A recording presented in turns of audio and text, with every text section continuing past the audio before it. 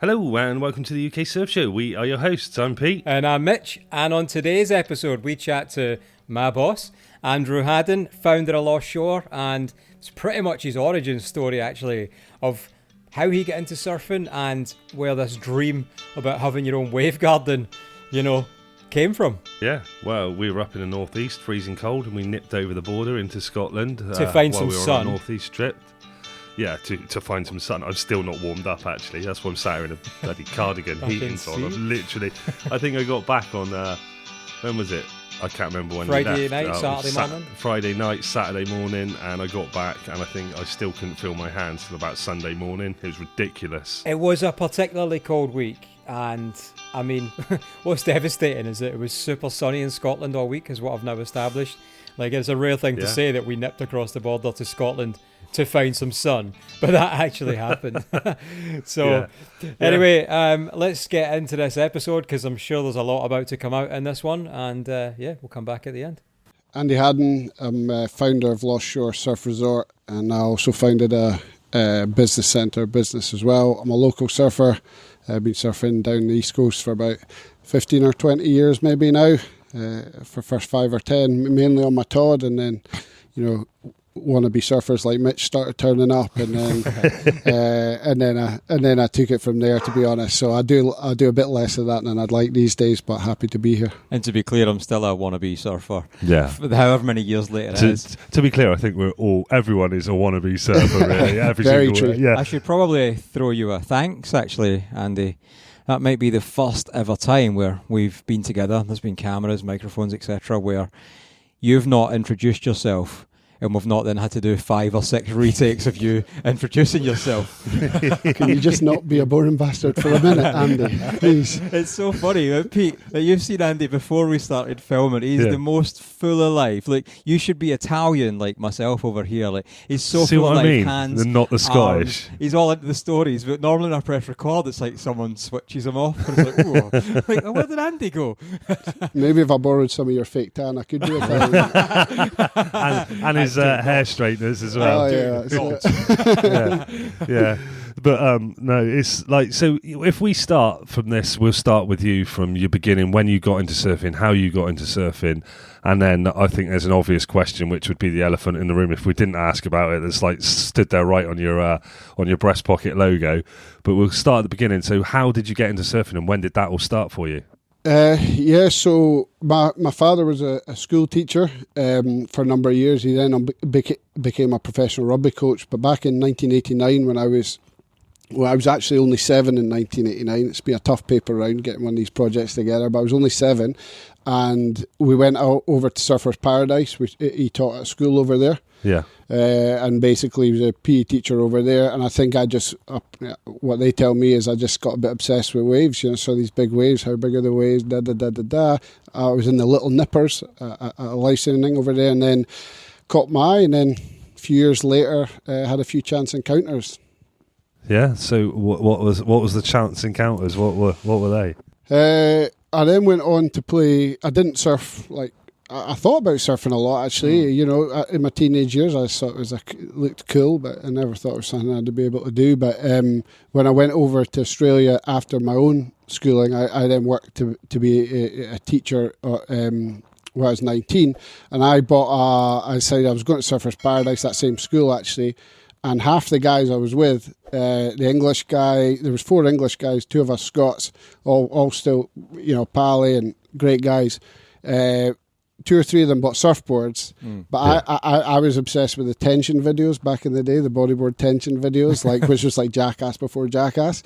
And I bought a bodyboard, and I said, guys, you don't want to buy a surfboard because, firstly, we don't know what we're doing. Secondly, no one's here to teach us. And thirdly, it's going to be a massive waste of money because you're going to realise it's going to take you about a year probably to stand up. And so I'm going to do a bodyboard.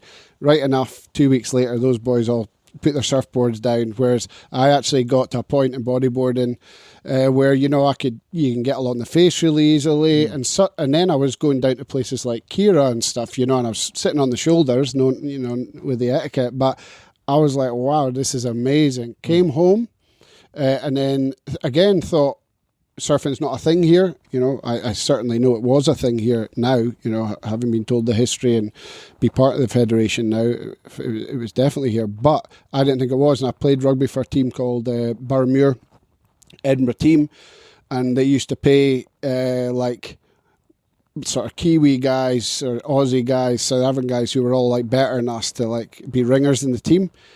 And I played in the centres with a guy, Elgin, Kiwi boy, and he said, my pals are over here and they're surfing down the coast. And I was like, what? And from there on, I bought a wetsuit. I was 23 and just came down and was like, oh, there is like surfing here. So you started bodyboarding first of all? Well, of course. It's a very, very... This was a short interview, wasn't it? It's been a pleasure. But, It's been an absolute pleasure. Oh, you guys, I mean, for goodness sake, you know, that's why I'm better than you both. Well, most people are, to be fair. it's true. And I wonder why, you know, how long was that gap? So you said you thought about surfing quite a bit while you were back in Scotland, but you just thought it wasn't a thing. How long was that realisation before you knew it was? Well, I was always growing up, sport was a massive thing in my family. So any sport we could play. I was very fortunate because my dad was a teacher at a sort of a very posh all boys school that I ended up going to, and again that was a big part of my inspiration. But he was a teacher. We lived in the ground, so I took for granted. We didn't have a lot of money, but I took for granted that I could go and play tennis when I wanted, golf, rugby. I could do the high jump if I wanted. And that whole time, I just thought it was really cool. Like, I was just like, we're so far removed from that, but it's just cool. So I thought, when I go back to Australia, you know, I'll try and have a shot. Do you know something you said then that I think a lot of people, like, as we said before, you know, my day job, painting and decorating, I meet customers and that, you know, you get talking to them and they're like, oh, what else do you do? And I'm like, yeah, run a podcast. Oh, what's that in surfing? Oh, so you're down in Devon and Cornwall all the time? I said, well, we've been all over the UK. And a lot of them, same thing. Oh, is there surf other places in the UK? Is there? And like, that it's not, I don't know if it's naivety or it's just like lack of knowledge, isn't it? You know, what you don't know, you don't know. And they don't realise that there are all these places around the UK, around Scotland, around, you know, the northeast, like we're supposed to be in at the moment. And like, you know, over in Wales and all these places that people are like, oh, can you surf there, can you? And it's, living here yourself, if you're not submersed in the people that are doing it and within those areas, you're not going to know how much there is. Very much. If you know, you know. And I saw this when I moved home to Scotland, I think in 2017. I was posted home to Scotland for 2 years. And maybe been surfing for 5 years at the time. I had no idea you could surf here. So when I came up... You were saying that as we drove down as well. I thought my surfing days were over. And quite quickly, I think actually J Surfboards was one of the first Scottish sort of things in surfing I came across. And I was like, hold on a minute, there's a surfboard shaper. There must be waves. And quite quickly established that, I mean, we know Scotland produces some world-class waves and some world-class people in the surf industry as well. And it was funny because when my own stuff started to grow, I would get all these messages from people on the continent being like, you can surf in Scotland. Mm-hmm. And people, even now, like you say, people still don't know it. It's a really interesting thing because I think and that's what's interesting about surfing in general, there's a bit of an inflection point happening. That first 5-10 years I was surfing, you know, it'd be once when there's a swell, once every couple of weeks or whatever it was. But my friends that I was hanging about with, if you were to ask them, did Andy ever mention surfing in 10 years? And I'd be like, you know, like, you're in your 20s, you're seeing them all the time. And like, you're going out with them Friday, Saturday. And they'd be like, I knew he did it maybe once or twice. And I think what's been fascinating to me is because, firstly, you don't want to bore everyone about it because you don't think they're interested in it. But then secondly, you're like, it's because it's not an accepted part of our culture at that time. And now what I'm realising, or when I was raising the money, is about 5-10 years ago, if you went into a company, you'd realise that if you asked 90% of the people there, is there a surfer in the office? They'd all say no until you spoke to the surfer and they'd be like, I surf all the time. It's like the guy that wrote Barbarian Days. I surf all the time. I'd be like, why do your mates not know? It's because it's my thing. And you're like, there's this magic that surfing has given people like us that have found it that is just like so unbelievably deeply rooted and special that when I had a chance to actually enter the industry, I was like, let's give this a shot. That's a bit like Mitch and porn then, that's his thing that no one knows he watches it all the time. Yeah, my arse has been killing since. Actually, he does talk about 50p pieces and 20p pieces a lot. Now, I thought he was just talking about old currency. Do you think there's a difference between the stoke for surfing? Obviously it's different for everyone and a bit of individuality, but for people like us that perhaps take it up a bit later in life and people who are just born with it or on their doorstep, do you think maybe they don't quite appreciate it as much? Or I just think there's so many things in surfing. So the beauty of surfing is so many things to different people, and I think that's one of the other paradigms we have in the industry, is that because surf culture, let's say in these cool places, hot, warm weather places, it has, let's just face it, it generally turned into like, you have to be like super tan, super good looking, probably smoke a bit of dope. If you got the lingo, you got the lingo, and if you're not in it, you're out. So there's like, you add that kind of, well, that can't be me anyway, to all the lack of access. And suddenly there's a chasm. That said, when I started doing it myself, I realized, well, actually, some days surfing does feel like cool, you know what I mean? Like you're on a longboard, the waves are good, maybe you're in 20s, the girls are on the beach and you're feeling like happy days. But actually other days you're just like pent up from work and you just want to be in the water. And then other days you're like, it's sport. I want to improve. I want to go as fast as I can, or I want a massive wave. And other days you're just like, like I say, just want to escape. So it's so many things that I was like, oh, it's not just this thing that you have to be like that. It's like, I don't think there's a human in the world that I wouldn't force anyone to surf ever. My friends will tell you that. But everyone has the ocean. Like, it's right there. Get yourself aboard and go and it's going to be good for you. Just like yoga is, just like meditation is. So I think there's a lot of cultural barriers that will be changing over the next few years. The goalposts are so different, aren't they, individually? Yeah. And like you said, it's a really good point as well, actually, about how from session to session, how your day, your week, your month's been changes your own goalposts. So I don't ever feel like, I think some people talk about it's almost like you're in competition with other surfers, and that sometimes lineups can be intimidating. And actually, it's a good point, maybe about some sort of barriers that we've spoke about it recently with Shaka Surf Women. So perceived barriers for a lot of women in surfing, and they think, or not just they think, they will feel at times a lineup might be intimidating. No one's talking to me, but actually, you could just be in a lineup where everyone's out there just doing their own thing. Nobody knows the next person surfing next to them, so they're just in your own little bubble because you need that at that time. Weirdly, the day my mum died and the day she got re-diagnosed with cancer, the first thing I'd done was come right here where we are now, and I surfed right there, and loads of people I know that surf here were saying hello to me, and I probably looked rude as fuck to all of them people, but I just needed that for me. I just needed to surf, and I surfed angry, whatever that is. That's the first time I established what that meant. So the goalposts are so different. I think we accept that it's never going to be the same. Well, look, you're absolutely right, and I think that's one thing that women have to look at when they're probably looking, if they're looking at someone like me that looks like an Eastern European bouncer half the time if I'm in the lineup. The last thing they think is I might be sat there out in the lineup not wanting to compete and actually getting joy from watching them improve, right?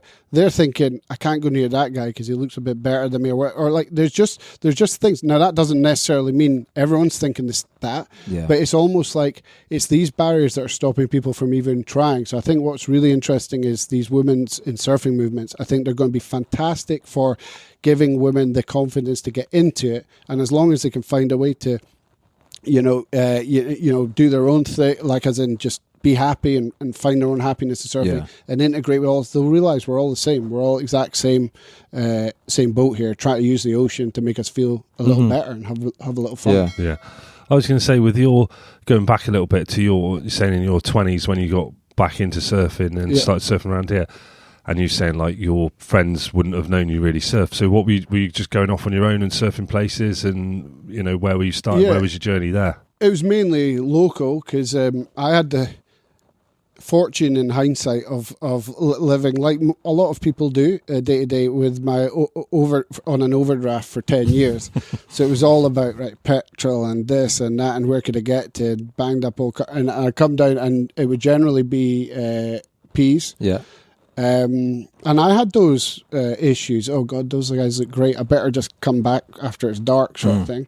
Then it would be Coldingham for a bit. And then when I moved to Birmingham in 2009, this was made redundant after the recession, went down there and I would drive my car and stay overnight, mainly in Newquay or in Rest Bay. In fact, it was in those years where I would stay up dreaming. I just got my intro to Wavegarden in 2013. I'd sit and I'd overlook South Fistral in my Ford Focus with no wedding mirror, and I'd be like,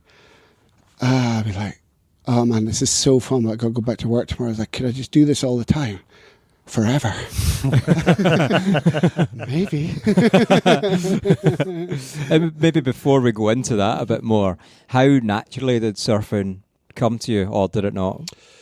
No, you got to put in the hours. I think that's one of the things I'm a big advocate of is people have talent, but my opinion is I got quite obsessed with there's a book called Bounce by Matthew Syed. It's about 10,000 hours. He's a really good writer. There's a book called The Goldmine Effect by a guy called Eric Rasmussen, who talks about pockets of sporting ascendancy in different parts of the world. And the running theme was basically you got to put in it. You got to put in it. Not like Kelly Slater isn't like that. No, because he was born like that, right? Now there's talent, there's physiology and so on. But look at Cristiano Ronaldo. Roy Keane and Gary Neville tell you he was getting the piss taken out of him when he played at Man U because he was then the only guy that was early and late. But you look at Ronaldo and you go, well, obviously, look at that specimen. I mean, he was born to be the best in the world. So the answer is, it didn't come to me.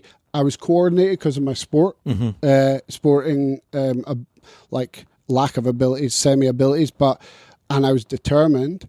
But it was just a skill for me. I just wanted to learn it. It was my own thing. I just got really into it, and that was that. But it didn't come natural. Yeah. It's such a weird thing when you think about it. Like what I was thinking when you were explaining that then is, you've got to have a grit and determination, but there's also that sort of side of you that wants the peace and quiet as well in surfing. Do you know what I mean? It's like it is a very yin and yang, because there's two very opposite things that go together to make you better at surfing, or a good surfer, where you've got to have that grit and determination and be prepared to be kicked the shit out of, literally by the ocean, but it's also that very calm peacefulness as well. That's because the two are the same, because it's a flow state. Now, Jamie, we sponsored a guy who's surf therapy, world's first PhD in surf therapy, fantastic lad, Jamie Marshall, and he'll be cringing when he hears me describe this.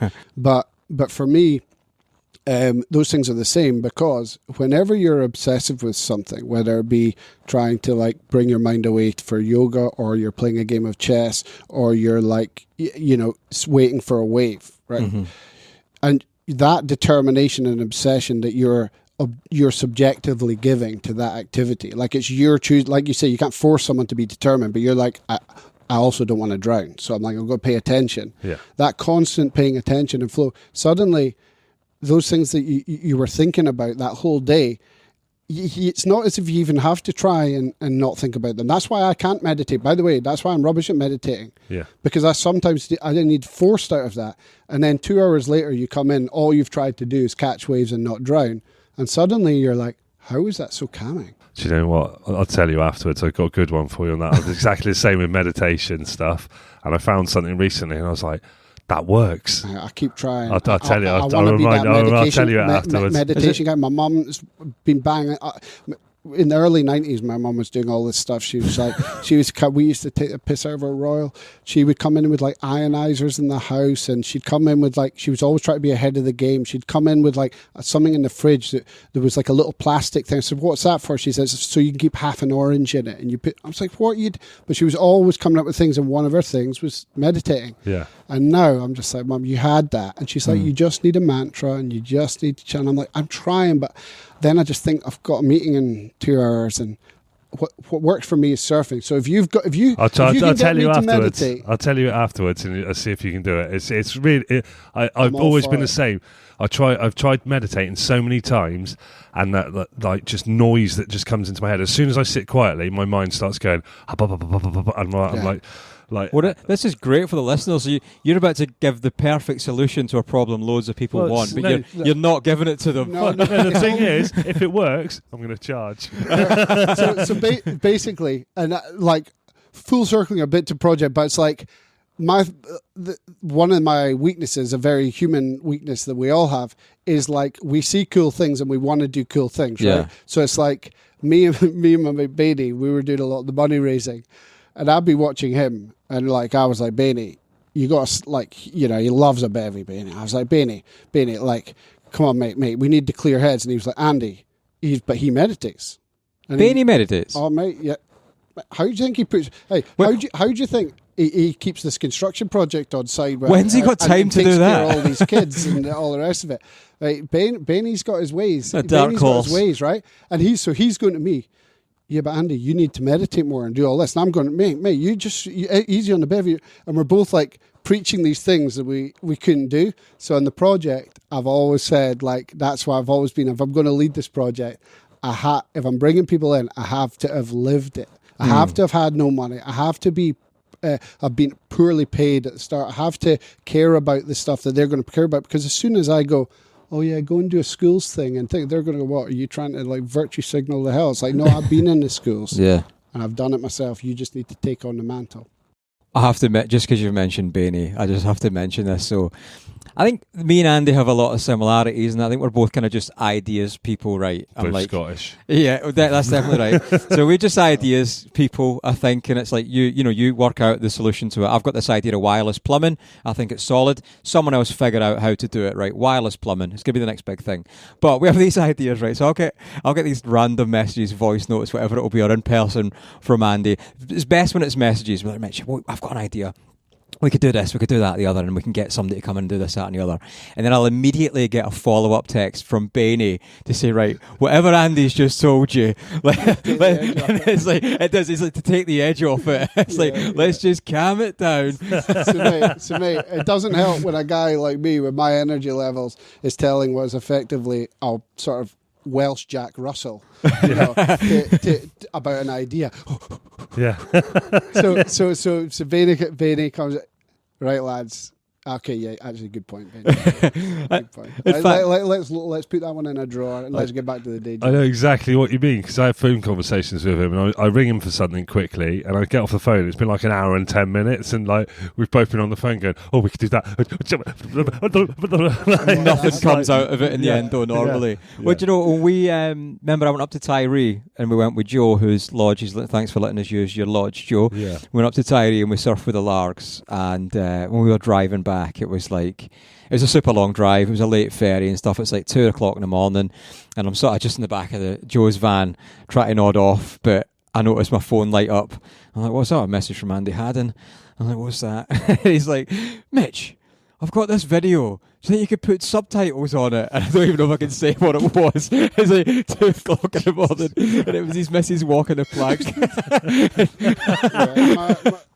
My wife is when she takes the reins off, she'll take the reins off. She's like this. She keeps me so. She's the most organised person I know. You'd meet her and you'd be like, "Wow, this is the most switched on person I know." A few bevies in her, and it's like, look out. She was literally walking the plank on a private yacht. He's like, "Can you put subtitles on this?" And the thing is, I did.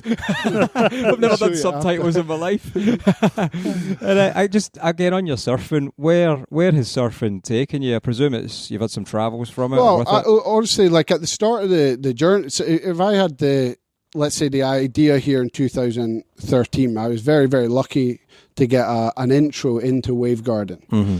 I was working at a company called Colliers International as a chartered surveyor. What I was actually doing was helping businesses out of trouble to an extent after the recession, boarding up their assets, telling them they'd gone bust, and selling them for cheap.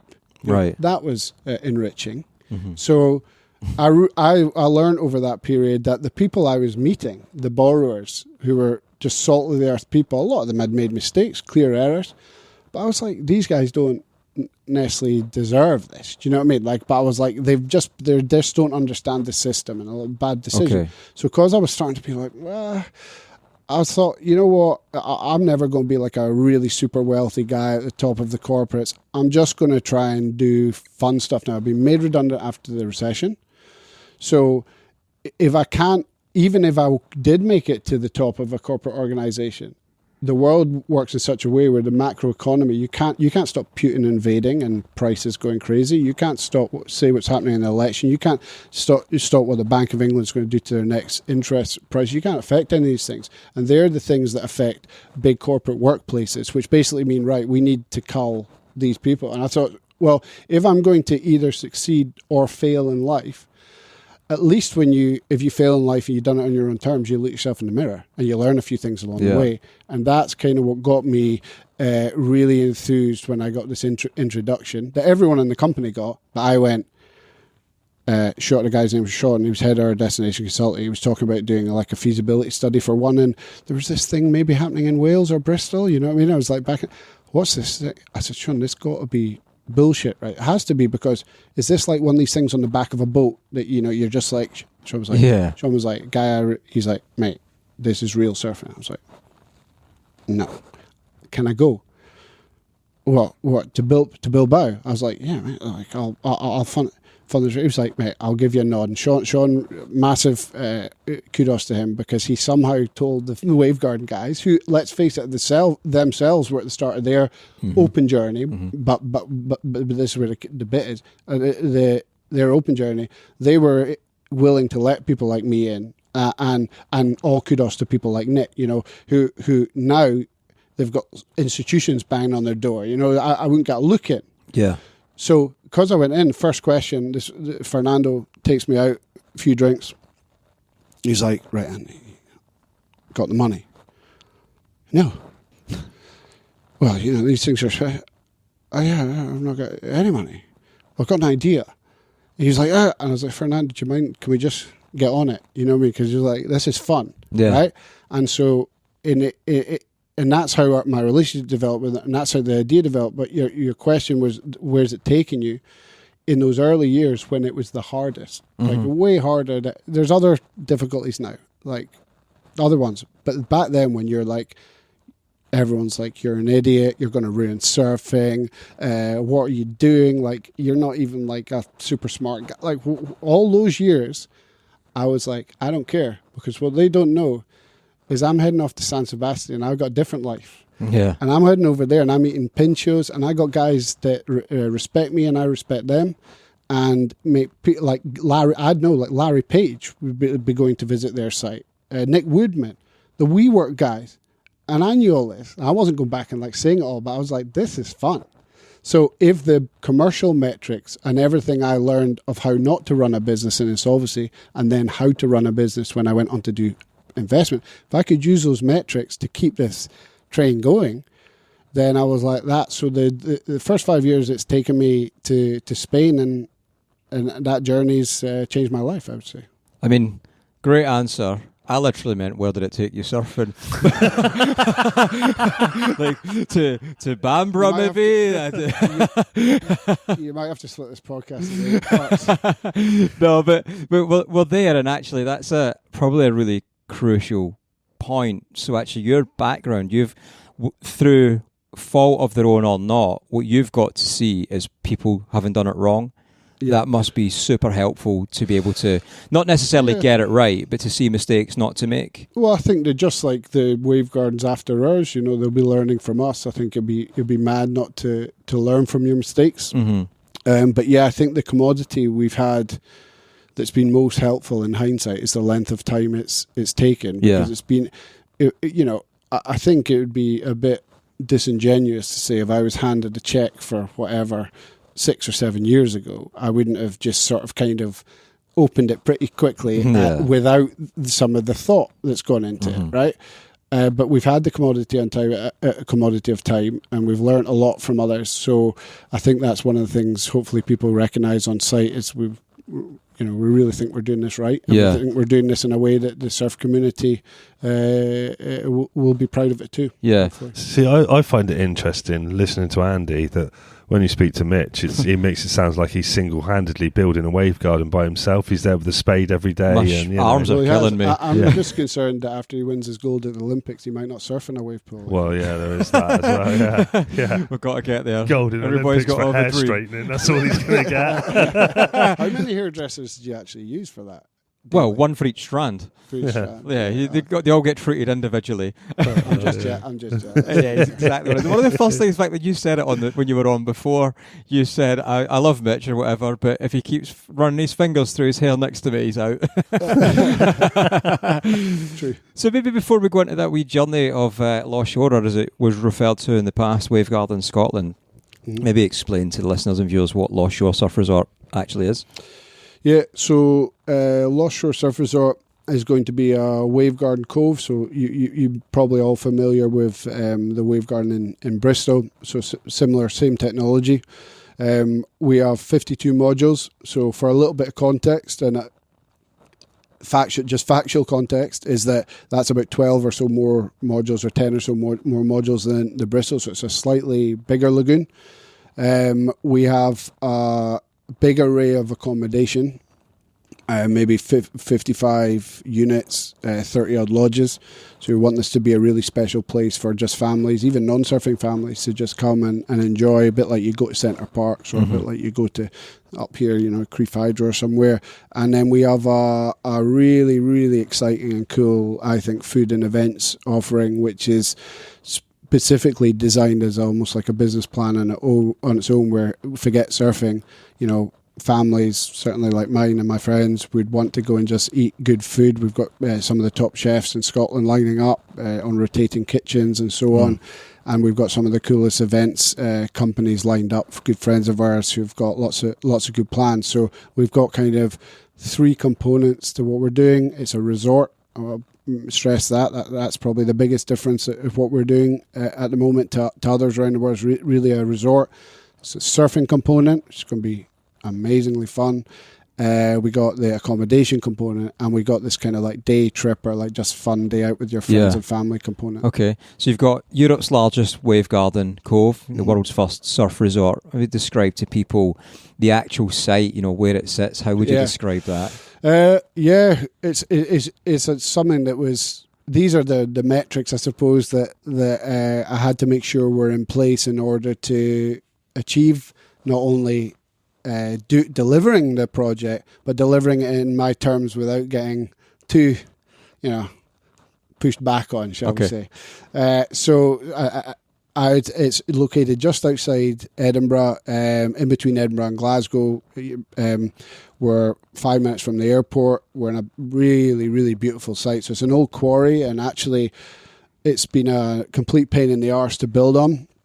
That's probably our biggest downside, but the beauty of it is the location is worth it, because it's in this like natural amphitheatre. The prevailing westerly winds protected by like 10-15 metre cliffs. So you're in this big grassy atmosphere. I'm just trying to think.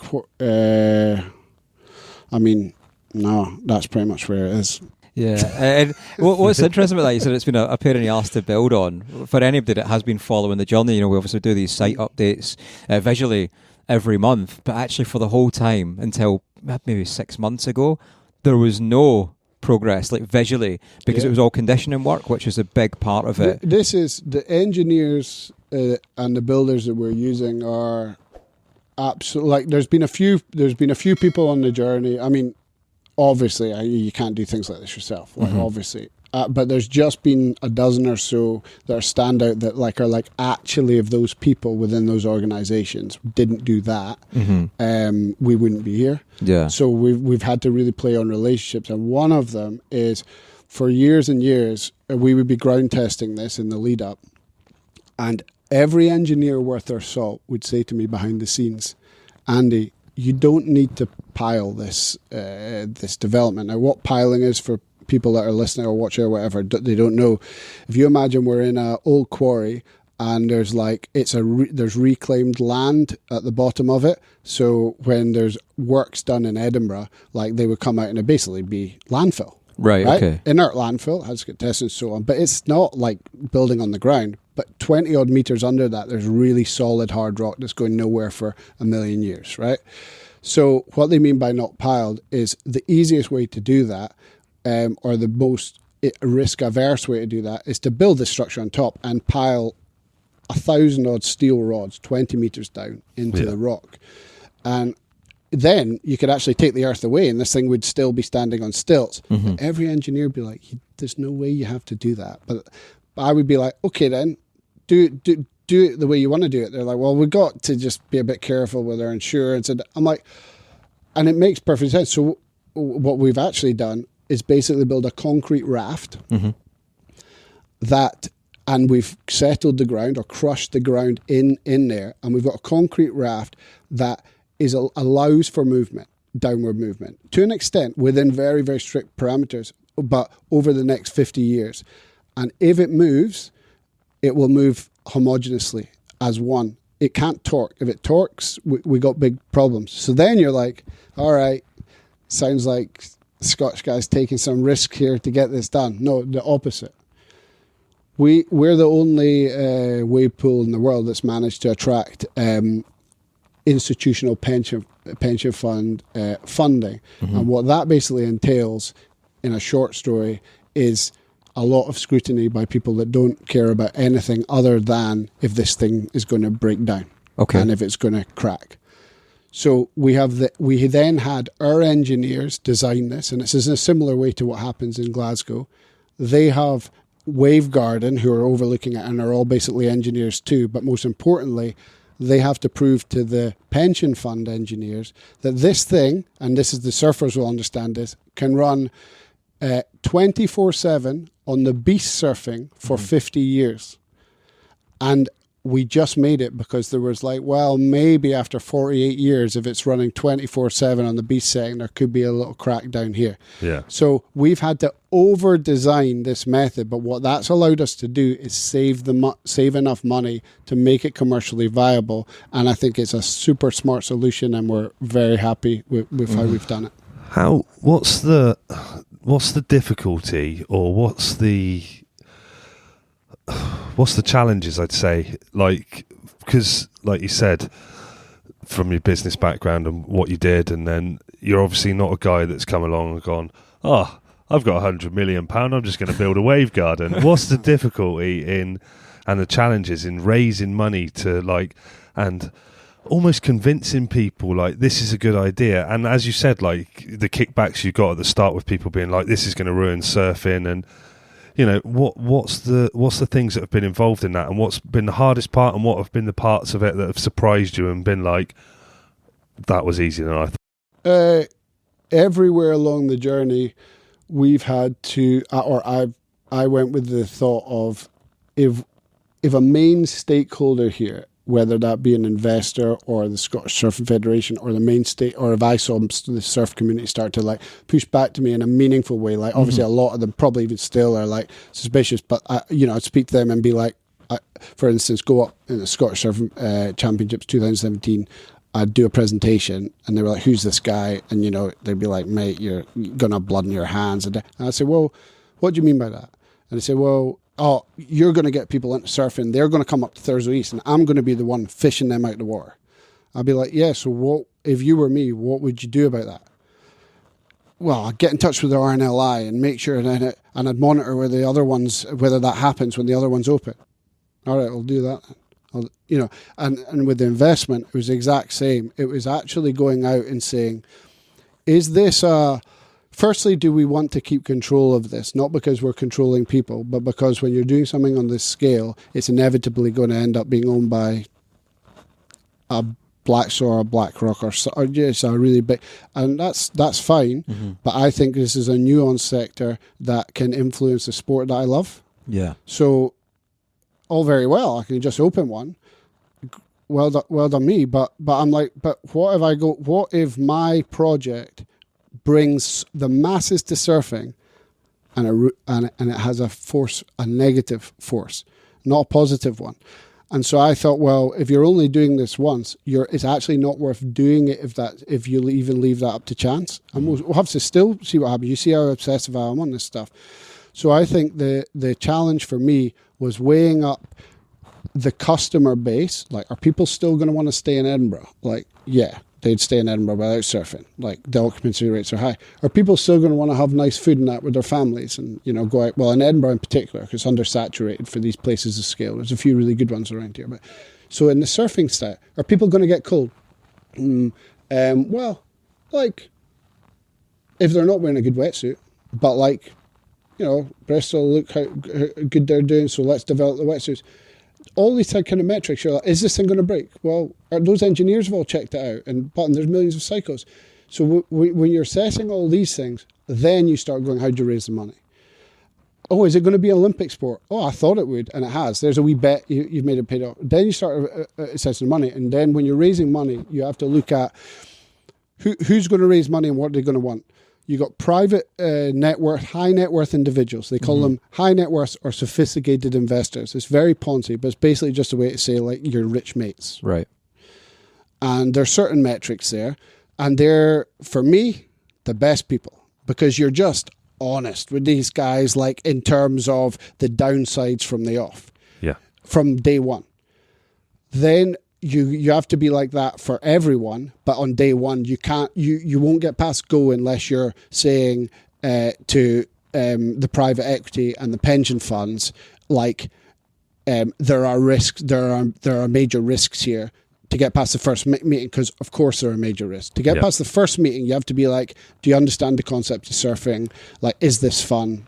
Are you just up for it? So then you figure out what the high net worth want, and actually a lot of them want to just do something good for Scotland, or they want to do something good for schools. And then you find out what private equity wants, and private equity is tricky, because what private equity wants is they want their money back in 4 or 5 years, and they want it to be 4 times. Yeah. And I'm like, that's a bit weird, because my dad's pension's like 8%, and he's been a school teacher, and he loves it, and he's happy. Yeah. He's the happiest man I know. And I'm like, I've never earned any money anyway. So I'm like, do you really need... But you have to understand the systems. So you go, well, how do you create a business that can have that upside potential for an equity fund? Now you have to start being cute about it. Well, how can we be commercial about everything using the staycation centre? How can we create 3 business plans rather than just one? Mm-hmm. So you're getting there towards private equity, and then you're looking at the long-term income pension funds, and you're going, they see that more like I see this, and which is that, but they're the hardest to get to. Okay. They see that, like, they'll look at income that is very, very, very, very secure over very, very, very long periods, but their return, their ask for return is less. So, and then you finally have the debt. I know this is probably a bit, it's too financy for your. Is this too financy? No, it's fine. It's fine. I was just literally thinking to myself, this is why you're building a Wavegarden and I'm not. Yeah. I just try to break it down. No, it's good. It's good to understand. The way I think it is, if I can understand it, anyone can understand it, right? Yeah, I know people won't be understanding this from the off, but I'm just sort of trying to be informative, I suppose, because the final component would be the debt funders, and in the debt markets with banks, you have a situation where banks, good people being banks, be like, look, when you open, like, we're all, like, all over this if you do half as well as you can.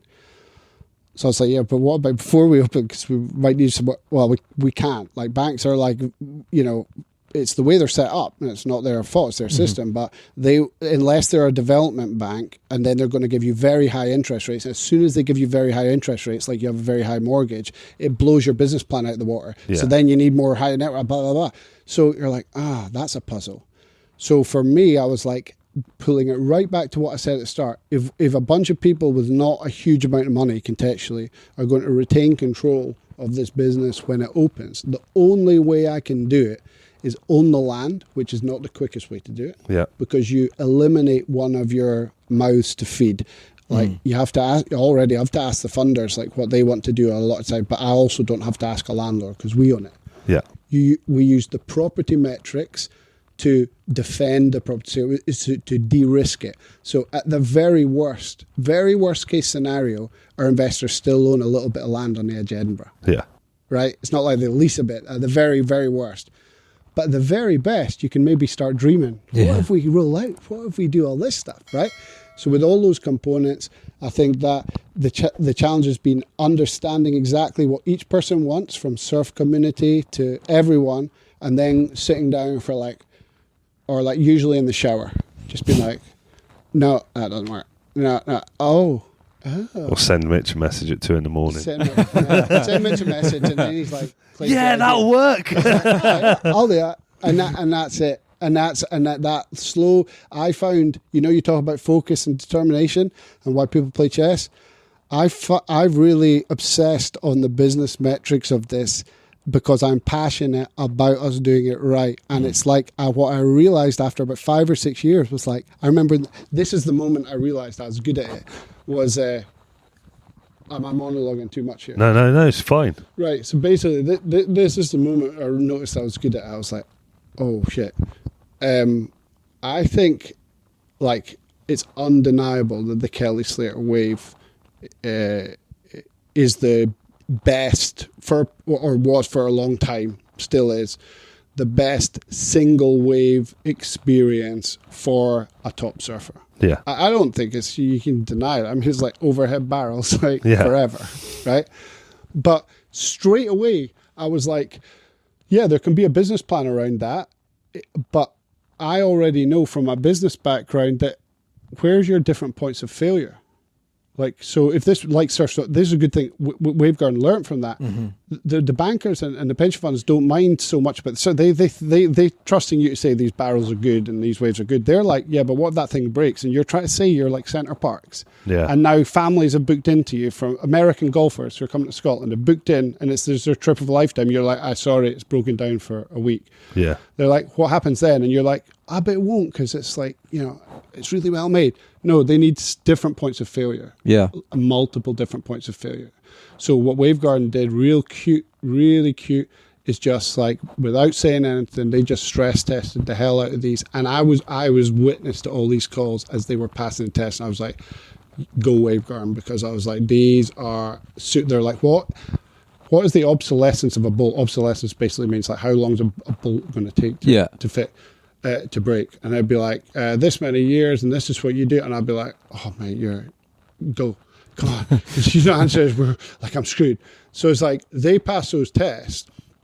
And actually, when you realize that I suppose they were inventing something so era defining within a sport that you love, you become so obsessive over it. And I feel for my wife a little bit here, because like it's too much sometimes, because you enjoy it. You enjoy the sport of the jigsaw. And that's why it's just like absolutely mad to think that like I'm sat here now and we're actually building this thing. And like, obviously I hope people do actually turn up. But like, that's the madness of the whole journey. We want to keep control, but know all the systems. With that control side of it then, how easy, difficult, because I've seen and I've met most of the team that you've got working in the office at the moment. I've met I'm sure there's wider team that I haven't met. How did you find picking that team? And because I presume by speaking to you and getting to know you a little bit that these people have mainly been hand-picked by you. Is that fair to say, or is that everyone? Yeah. How difficult, how easy was that process of finding those people? Well, this is one of the things why I think business is evolving, and people like authenticity, and people sometimes assess risk wrong, even at the highest levels, is that Mitch, for instance, doesn't have a CV that says he's worked 10 years for Disney on social media, right?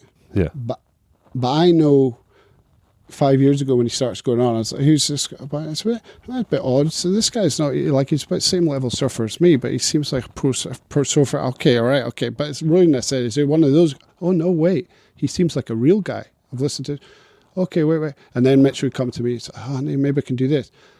The easiest path for me to do, if I want to just be friends with folk, all right, Mitch, jump on in. But what Mitch doesn't realise is I don't know when this thing's opening either. Yeah. And I also, Mitch hasn't shown me enough at that stage to be comfortable that he gets it, right? And so using Mitch as a crass example because you're here, but it's happened with everyone. Don't say anything too good though, because his fucking ego will grow. Continue to take the piss out of him. Yeah, at the end. Yeah. Second So we'll be chopping this out every 30 seconds. Have you got white legs and a brown face? So basically, it's like Mitch would be like, I'd be like, okay, in social media, I don't know social media that well, but I know it well enough to know that I would be shit at it. I know it well enough to know that people like authenticity and that it's a real metric for pulling in viewers. So then you're like, okay, who does it in Scotland really well? Well, Mitch was really embracing it. And that's all I did with the project, really embracing it. Yeah. So then I'm like, yeah, but that's still dangerous because you can't bring him in too early because he might get in the way of some other stuff and then it's going to be awkward. So I was like, I did this with others as well. I was like, you know what? If you want to be involved in the project, all you have to do is help Scottish surfing. I don't care how you help Scottish surfing, but just help it. And so, like, British Championships happened, like, for Olympic training, and all the English athletes and that came up, and I think everyone was expecting a shit show. But you'd got the sponsorship guys in with Seba. You ran a live webcast, which was the first time it happened. I'd sat up late the night before putting all the like CBD oils into personalised packages for athletes. And all we did was we went up there. Thurso East takes care of itself. It's one of the world's best waves. I mean, it's like unbelievable. It's like all the locals from Thurso came out in the federation and they were making sure there was warm cuts of tea there, and they were like, oh, we're going to go up there and the Scots are just going to think, I'd be like, oh, piss off. It's like, this is they're weirdly welcoming. Yeah. But why does Andy get so like, because I love nothing more than beating England at rugby. I mean, I've got 4 Calcutta Cups in my back pocket as we speak. You probably don't know what I mean. But, wrong person. But come on, like, keep it to the sports field, right? Like, keep it to banter. Yeah. So Mitch did all that, and then I'm like, okay. So just like whatever, then I'm like, okay, I think let's get Mitch involved. And he goes, oh, he's just your mate. Oh, why are you involved? Why are you getting your mates involved? Are your mates? No, like Mitch is my friend, but like it's a mutual respect. So I've curated everyone in the project. The problem is, or my philosophy on it was, I wanted everyone to not agree with me. I don't tell you how to do anything, I don't think. I'll give you feedback, but not agree with me, but agree with what we're trying to do. Yeah. And if they agree with what we're trying to do, and they try, just like me, they'll make a bunch of errors along the way. But like, if they get that, I think that's got the best commercial value for the business, because if the surfers enjoy this, we're going to have to charge just like everyone else, right? And people are going to say this and that and the other. But if we're helping the schools and we're helping the unis and the surfers enjoy it, do you know what? The American tourists, just like when I go skiing in the three valleys, part of it is I love it. It's why I don't play golf in Turkey, because it's not got a tradition. I go over there and there's like kids from the local village in Courchevel skiing. They're getting help. Now, is it still a tenner for coffee in Courchevel? Don't worry, it's not going to be a tenner for a coffee at Loch Shore. But my point is, I want to feel part of, for a few days, I just want to feel like I'm a French skier. Yeah. And that to me is, if we're real, if we brought in people who get it, that's more valuable than any CV. You've got to have a minimum requisite level, but that to me is more, and that's why I've concentrated very hard on about a dozen or so people, maybe 20 odd people, maybe a dozen. And I've said, and then I'm going, guys, because when you've got 100 lifeguards and the throughput is like that, I don't have the time, and you don't have the time, right? Yeah. To get ingrain that culture. Like you can't just everyone in big business talks about it. Oh, I'm going to set this culture. No, cultures are what New Zealand and Wales have in rugby. They're what Jamaica has in sprinting. Do you know what I mean? They're things that take time and energy. It's what Hawaii has in surfing. So the best chance we have of in 5 years, when I'm maybe not around, like at the facility, of our lifeguards still being like, I care about this, is hopefully through osmosis, the management team that starts it, they can see, well, these guys are just normal people, like try to do something good. So that's the philosophy and the challenges behind it. I think on that as well, I think, like I was saying, I've met some of the guys in the office. it's that thing as well. They're all surfers, aren't they? Yeah, for the most part, yeah. Yeah. It's that thing when you, like, I think that's the ease we found with the podcast. When you put surfers together or people who surf and they all share that one passion, that's that central thing. The surfing is the central passion. No matter what they're doing it for that one central piece. You're going to get the best out of them in that anyway. I think so. And when I say surfers, I'll be careful with my definition as well. Like, remember, I'm not someone that surfs at a very good level myself, but it's more, someone told me this. In fact, it was Vicky Gosling, chair of GB Surfing. Mm-hmm. She put it better than I've ever put it. Brits with grit. And what that means is you might never picked up a surfboard before, but you might like to climb the mountains. You might go kayaking. You might be a sailor. You might be a trail runner. You might be a triathlete. Okay, if you're not a Brit with grit, we ain't for you, right? Yeah. Just we're not because when you're in the hub building and you're paying a lot for your lodge, like you're paying a lot for your lodge, and we're not delivering you to your lodge on a silver platter. We're handing you a cagoule. You've got to enjoy that. You got to be like, this is what I want to be. I want to be doing that. I don't want to be carted because then I'm not part of it. Yeah. You know what I mean? So Brits with grit. So I would love in a utopia for every one of our staff they don't have to be surfers, but they get that. And our new CEO, to his credit, comes from a hotel background, operationally, 5-star hotel background. So you're like, oh, okay, like he's a Brit with grit. Like he went to urban and he gets outdoors. He played rugby. It's not like you have to be a disciple to surfing in my eyes or a disciple to our ideas. It's if you're a Brit with grit and you get what we're trying to do, it just gives us the best chance. Yeah, you've also got Brits with shits. Yeah. He thought about that like 12 minutes ago. He's like, totally getting that in. Mate, and the good thing about our wetsuits is they're so good now, that shit's going to stay in there. Forever. Forever. It's fossilized. That's another point on that, though, because, like, you've released recently about the wetsuits and which way you've gone with the wetsuits and how all the testing and that, and having something like the Surf Lab introduced to it as well that's got to be, that's completely groundbreaking as well, isn't it? Everything that's going on there. Punching above our station as a wee island nation is probably... Yeah, well, I said it to you before a podcast a little bit, is that one of the biggest advantages I've had is, and I'm by no means trying to say I'm poor and I know how hard things are out there and all the rest of it. I'm just saying, like, I thought I was, because, like, everything's relative for a long time, and I didn't have enough cash to build a Wavegarden, right? That to set the scene. Just a Scotsman that found a tenner and went, I know what I'm going to do with this. We're tight. So I think the main thing is I've even lost my track. What was your question? About the Surf Labs. Oh yeah, Surf Lab, right? Yeah. So the main thing is trying to do things that are very, very future facing in business, and knowing or hoping, which is now transpired, that one day big business, because there's a lag time with big business, there's always a lag time between it being perfectly obvious to society that culture's changing, like obviously post-COVID and that, really obvious. But big business is very much like, it perceives risk, and has done for 20, 30, 40 years. It perceives risk as it's less risky the longer you've done it in the past with a degree of success. Whereas I perceive risk, and this is why I set up a business center business, as 15 years ago, you would have wanted Woolworths in your building on a long lease, guaranteed money, 20 years ago.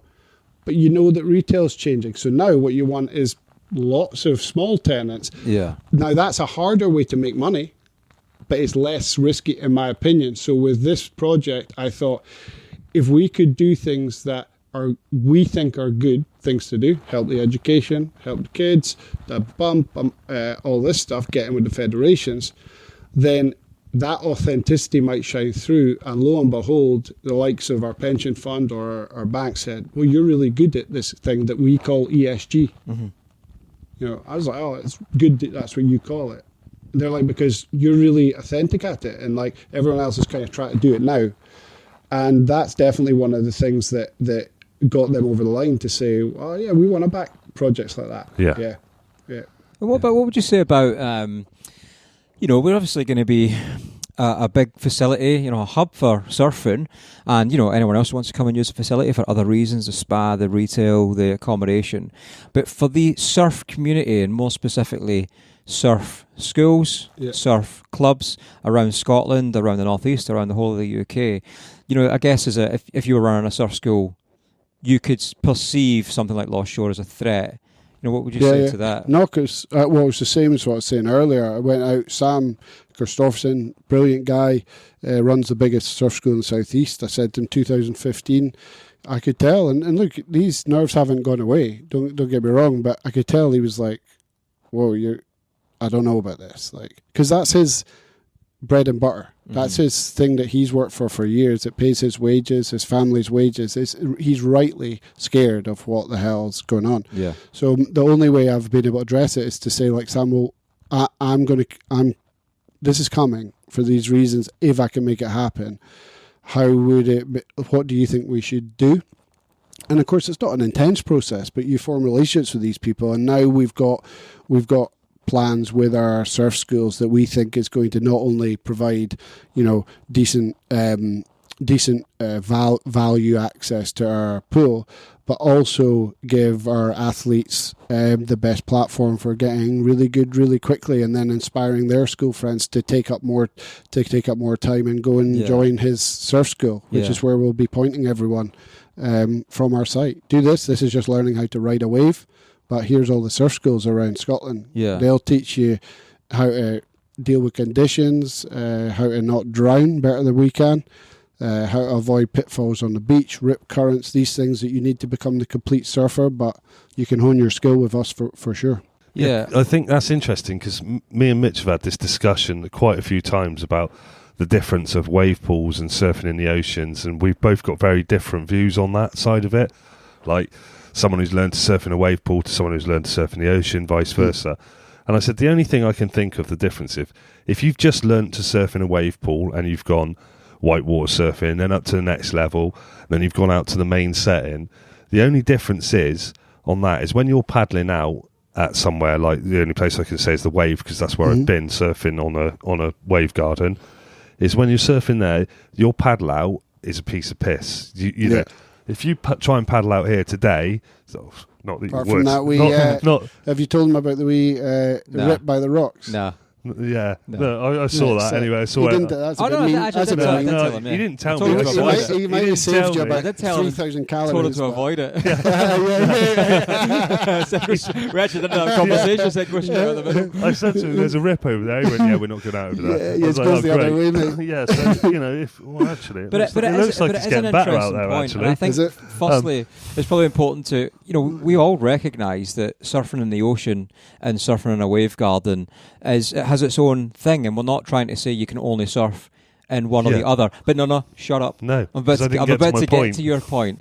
I think the reality is that people are still going to go away and surf, and I would love to hear from anyone. If someone has learned to surf in a Wavegarden facility and that's all they do, great. I would love to hear from that person, and I'm not saying that doesn't exist. I think it's unlikely, but I'm not saying it doesn't. But I think you're still going to go away and surf in the ocean, and I think you're going to apply what you've learned, because if you're starting out, and it's not a linear journey, it's hard for some people and it comes easier for others. If you're doing a bay lesson at a Wavegarden, you're still walking out in the white water, you're still getting smashed by that powerful wave that's coming at you, or weaker wave, and you're still learning that slight etiquette of getting out of someone's way. If somebody's in front of you, you're not going to take off on that wave. Yet you're going to go out onto the reef, and you're right, it is an easier paddle out because there's a rip that takes you out. But I think you're still going to go and surf, and you're going to differentiate the two. And when it's firing here, this is probably where you'll come. And if it's not, maybe you'll come to us, or maybe you're coming to work on something specifically technical because you're trying to improve your surfing, which, let's just say, we've spoken about this before, let's say I want to work on my bottom turn. How many waves out here give me the ability to do a proper bottom turn? After our surfing last night. Exactly. You've got to be able to stand up first. Yeah. Well, I do it on my knee, it's fine. But I've then got the ability to go and practice that on repetition, and I can use SurfLab and get some real-time feedback and progress. So I think most people will differentiate between the two and know where they fit within what they want to do. Right, Psychic Scott, that wasn't my point at all. So, my point was going to be, right, so the difference between like the surfing in the Wavegarden, when you've got that paddle out, which is so easy, and then you come here and you paddle out, and if you've only been able to paddle out, and like you said, you don't know about rips, you know, because that's where you've learned to surf, I think that's where people's concern comes, because it's like, if you just learn to surf there, and they've surfed there, and they go, all that stuff that you just said, it's like, when you come here, you're going to be a but how's danger that person? to... Yeah, how's that surfer any different to the surfer who's never been to a Wavegarden either, and never surfed in the ocean?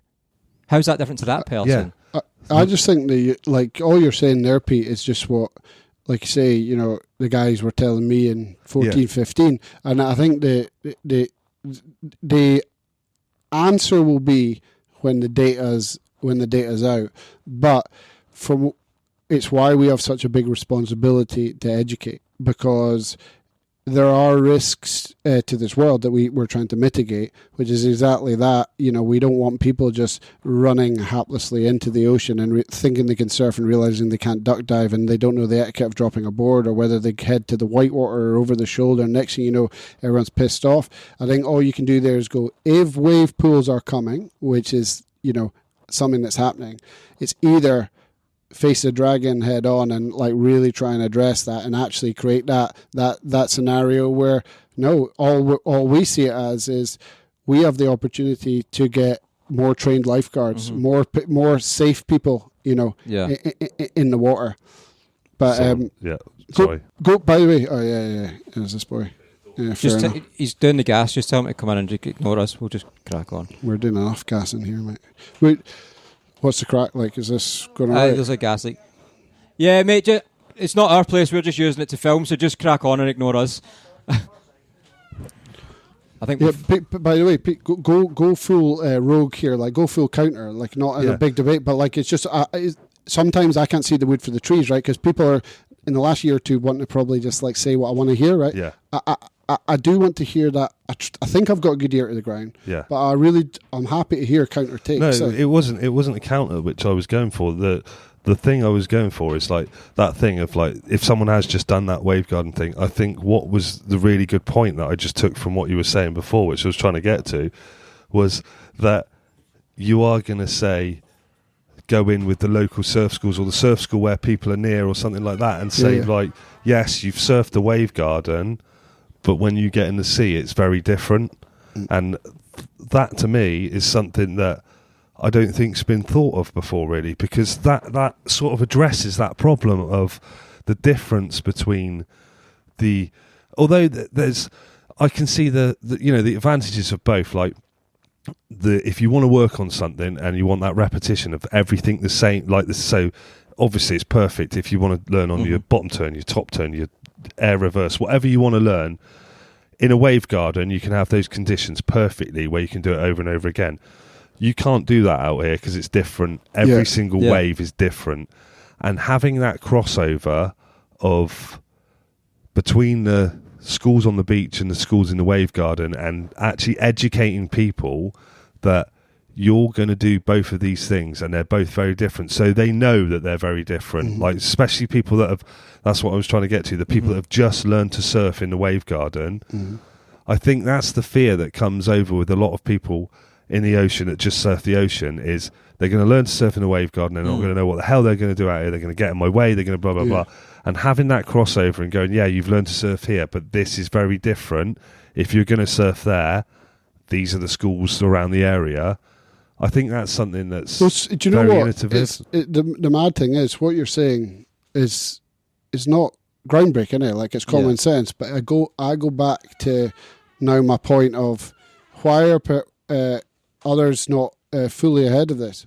I don't know exactly, right? But I know in our situation that if we weren't in control of this right now, this would not be getting considered, because it is hard to show up on a balance sheet where you mean here, right? And so what we think it's very important for our medium to long term business to be good to the surfer community, right, and not create havoc. But year one, it doesn't actually do anything to our profit and loss. Okay, so what we need to do, and I think Mark Stewart, one of the guys who work with us, he's done a fantastic job, I think, of coming up with cute ideas to implement that. And one of them is Light Touch. I know he's going around all the surf schools in Scotland at the moment, and there's a lot of them, and he's asking for their permission. But he's like, what we want to do is basically name our I think he's thinking like lodges, or like there's like whatever it is. Yeah. He's saying after the locations in Scotland that have surf schools. Yeah. Now, that's where you ask the surfing community, because there might be certain communities that go, no, we don't want any surfers, like more surfers here, and we want you to make every effort to not send people here, because we want to, maybe the surf school is happy with only not growing or whatever. So you're not going to name one? Yeah. Secret spot 3. Yeah. Perfect rights. No. So we're asking their permission. If they want it, which they're all like, yeah, obviously, because like it's our livelihood. So brilliant.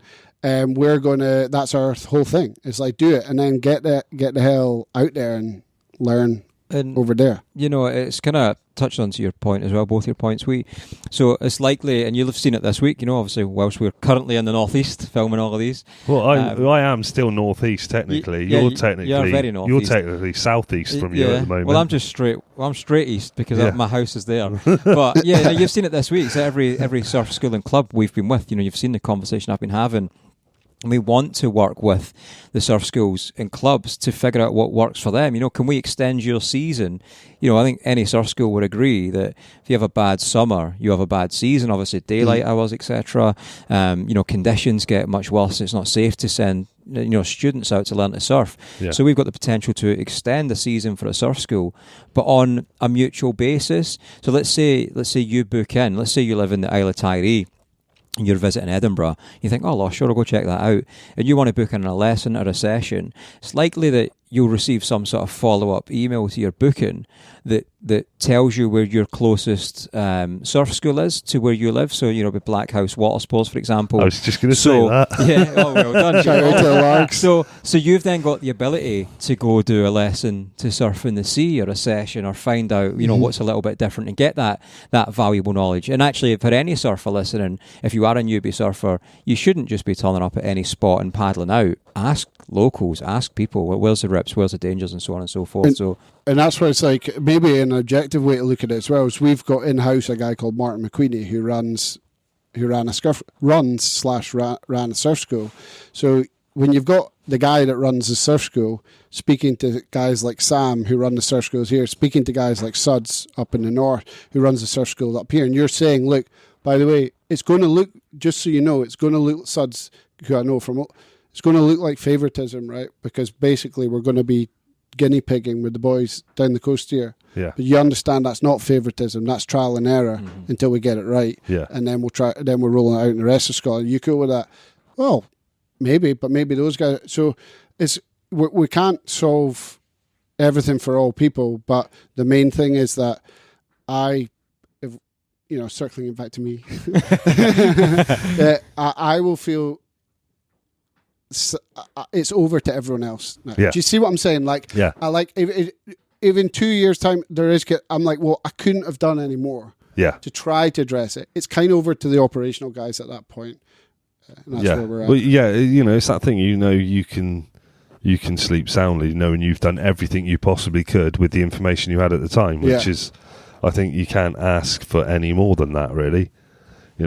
Well, I wanted to go back a wee bit. I think you said 2013 is when you first got that introduction to Wavegarden and Fernando and the team. Where was the real realization or the moment in your head of, I'm going to do this? November 2015. What time? It was before work, because I called my mummy. I actually did, but I was calling her about something else. Lend you a tenner for starting a Wavegarden. She barely knew about it. I was too embarrassed to say. She's like, are you not supposed to be selling low-risk assets to funds, not surf parks in Scotland where it's too cold to surf? So, like, Surf Snowdonia opened, and those of us that were paying attention did already understand there were certain metrics there that were, not great, right? Yeah. But what we all needed is someone. That's why I forever respect to the Ainscoes. I mean, they are in many ways the OGs. You know what I mean? Because if when they opened, and all I needed to see was loads and loads of people going and not getting freezing. Yeah, that was it. Because it's so hard to do this, but the hardest thing of all is for years when they weren't around, and now we're talking about the cold before you even talk about anything else. Right. So when I saw loads of people turning up, and then I realized that their advanced wave setting, which had about 6 people, it could take about 6 people on it, after a couple of years was just filled with people from Conway. Yeah. You're like, what does that tell you? Like, what does that actually tell you about the power of surfing? And Conway's about the size of Dunfermline. Yeah. Right? And so you're like, okay, it's all, because at that time Wavegarden were already starting to talk about this new technology, which again I was very suspicious of, and that's why I didn't go over, because I'll get sold by the Kool-Aid. So I sent engineers over before me. I was like, are they having me on? And they were like, nah, this is legit. It was at November 2015 when the numbers of Snowdonia were released. I knew, I was like, oh shit, I kind of don't have an excuse now. Yeah. To stop this.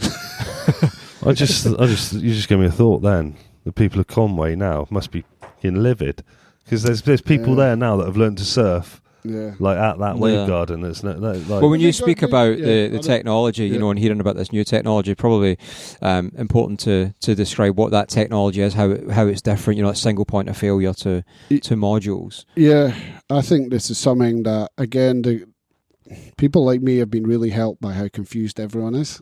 Yeah, and you know what's made it even more confusing is the American market cannot get their heads around the fact that like this family in the Basque Country is like invented something like this. In my opinion, you know, the best, right? Yeah. Like, why can't we do it? Now, that's not to say the technologies coming up are not fantastic. That's just to say why there's been confusion for the last 10 years. But that's part of the issue, is that the mechanical viability of the kit is a really big thing for investors and for us, people like us that don't want to lose our money and stuff like that. But it's like the 52 points of failure that we have, the 40 points of failure that Bristol have, and the fact that Wavegarden could illustrate that you don't have to empty the lagoon for 99% of the things that go wrong. B, it's very, very basic. I can't go into too much of it, obviously, but like it's very basic actually, like in terms of the end game, the way they've put it together, and the fact that if you imagine these 52 modules, they've stress tested that 1 in 3 of those could break, and you're still not sending people home. The waves are going to be a bit shitty for it, but that means what's one, like 15, 16. Now they stress tested one of these, it ran 24/7 for 9 months and it didn't break. So given that you could have 10 or 11 break potentially on the same day, and only then you're really, the shit's hitting the fan, then subject to big electrical failures, to internet problems, to all the other stuff, you know, to contamination, if someone comes out, subject to those things, it's mechanically very sound. And that's something that others around the world are, I'm sure, working on very hard. But that's a challenge and a barrier that everyone in the industry has. I think it's not talked about enough. And water filtration, obviously. I'll just pick up on something you said in there with the little slip of 53 to 52. Does that mean you're keeping one setting just for yourself? It just means I get my threes mixed up. It's called the Andy fucking Hadden setting. Yeah, it's that last module, man. So what's the thing with the modules, for anyone that doesn't understand it? And I'm confident I've got the numbers right here. Basically, in a Wavegarden Cove, all around the world, the first 26 or so modules basically do the same thing. So it doesn't matter if you've got 40 modules or 40. I think Bristol might have 42 actually. It's 42. So I don't want to be downplaying that. The 42, the first 26 do pretty much the same thing. And then the modules thereafter are where you start to have fun, like how many different types of waves you can have. And the beauty of the Wavegarden technology, in my opinion, is not only that it's 10 times more energy efficient than others, although again others are developing and everything, so you know, I don't know exactly what's out there, but certainly my understanding it's 10 times more efficient, but also it's 10 times more efficient in wave energy, and it's a software problem, not a hardware problem now. which is key. So what that means is that unlike them having to come back and do big clunky changes because they've created a new airwave, actually the way these modules work in sequence like a snake, and they push the water out to the outer walls, and then that water comes forward, and then that bathymetry of the lagoon makes it break like it's in the ocean. The brains in the Basque Country go, right, we've created a new wave now, we can send you that software, and off we go. Now if you have more modules, you have potential for more fun. And one thing that I found, or my opinion, I would say, is that 42, you're getting a lot of the same way. Like the waves themselves might not necessarily be any better. They're going to be longer with 52 modules, but you can run more combinations with them. So you get longer rides and more combinations. And commercially, that's very important because it means that whilst we still are in a world where we can't run like the beast wave and have beginners, unfortunately, I kind of was hoping that would be the case. We're in a world where we can run like better high-end waves at the same time as beginner waves, and that's commercially allows you to muck around with the customer experience a lot more. So yeah, that's the main difference. And also, I got a heads up from, or else I think the sweet spot for Wavegarden Cove modules for big events is a minimum of 52 modules as well. 50, I believe. 50, yeah.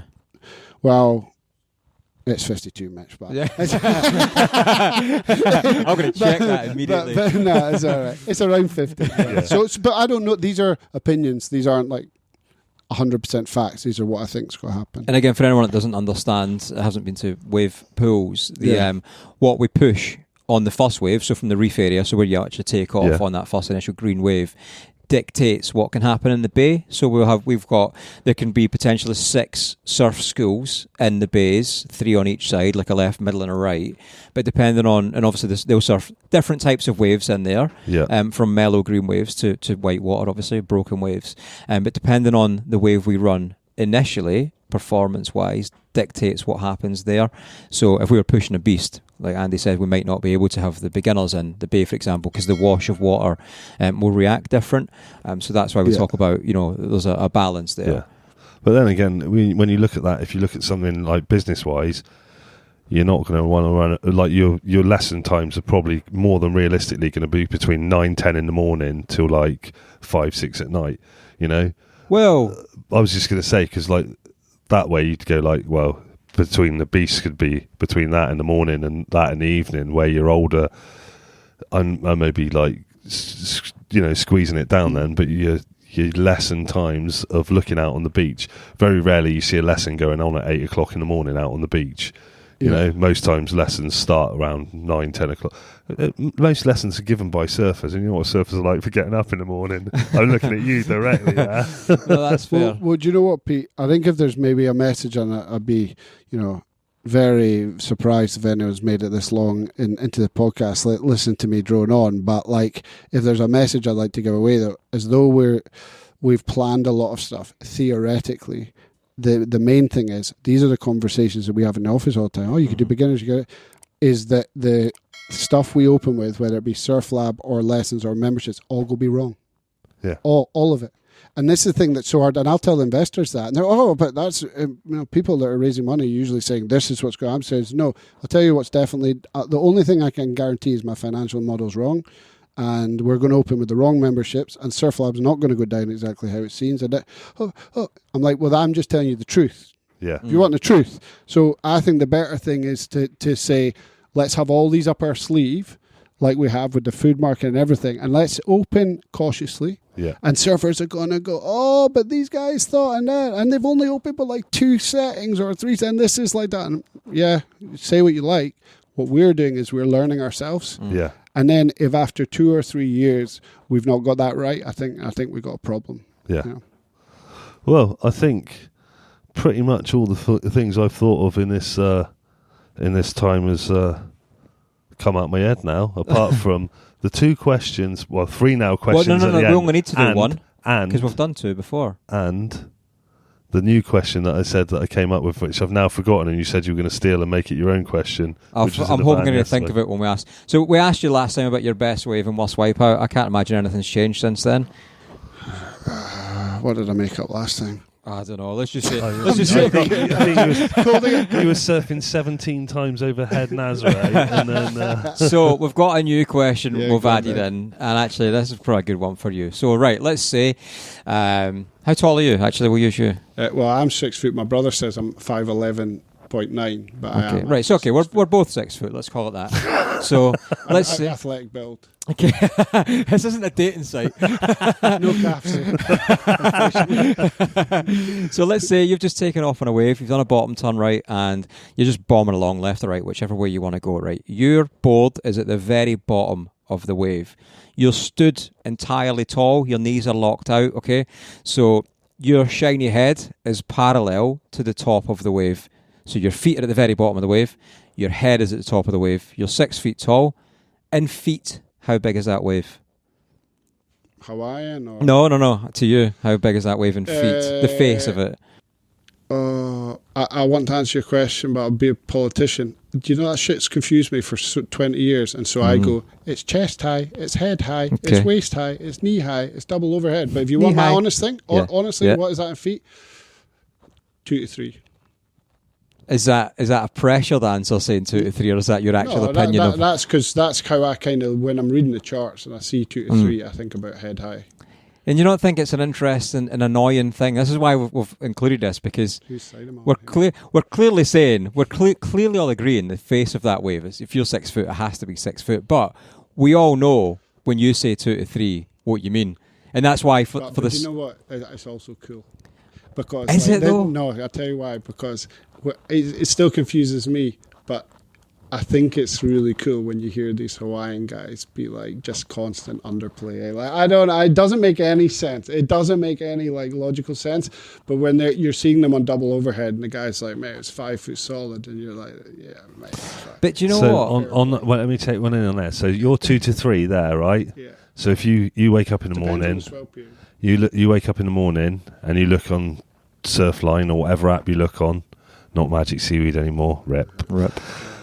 And you see Peas Bay 2 to 3. Are you going? Oh yeah, well, he's probably got a meeting. Oh mate, if it's in the East Coast, basically it's like I would go.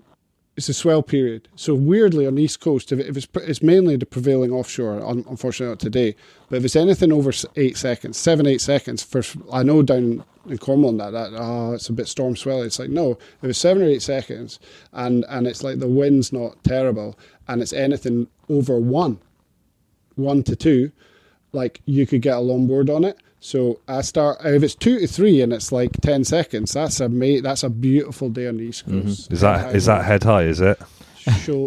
Maybe shoulder. Nipple high. That's shoulder high. Shoulder. So that's not 2 to 3 then, because that's just. Well, it depends. There's a foot between my head and my shoulder. So, It'd be a bit the equivalent. This whole 6 foot, 3 foot chest high. It's the equivalent of referring to our beast mode as a beginner's lesson. I just like principle. I just like the fact that this question you've introduced, everybody that answers, everybody is given a different answer of what it is. So it's such a political thing. I'd just like to argue every single one. Even though I agree. It's mad. That's why the swell. I don't know if it works. I only know the East Coast really well, but it's like in the swell period, if it's like 3 foot and like 12 seconds, we're like, oh, that thing's come from so far from Norway. It's unbelievable, and it's offshore. I mean, that's barrels. But it's like if it's 3 foot and like 7 seconds and a bit side shore, it's like you have a bad day. Oh, we're buzzing. Anything above 10 here is oh man, that's ridiculous for us. Yeah. Well, go on, give your opinion then. No, I mean, I would say I do the same thing. I will call it a body part for that reason, because it removes the ambiguity. I'd go same sort of thing. I normally go. It was knee high, waist high, chest high, head high to me 6 foot. It was Pete Wade. Barreling. It was Pete Wade 6 months ago. Pete. Head high is not 6 feet. Like it's just not. Head high 6 foot. I'm 6 foot. It's head high. Mate, come on. All right. So if I come around your house to do some work and you say you want a head high border, 6 foot high border all the way around, head height, and you come back and I've painted it 3 foot high, I'm gonna give you like That's a great example. Or I'm gonna come and build 6 foot doors in your house. But then that would go the other way. Do you know why? Because surfers know that a foot is a different metric. It's like a furlong or an inch or a centimetre. It's actually a secret different metric that surfers have. That actually your feet, like you're like, yeah, 6 foot. So if it around your house, I'd be like 6 normal feet. Yeah.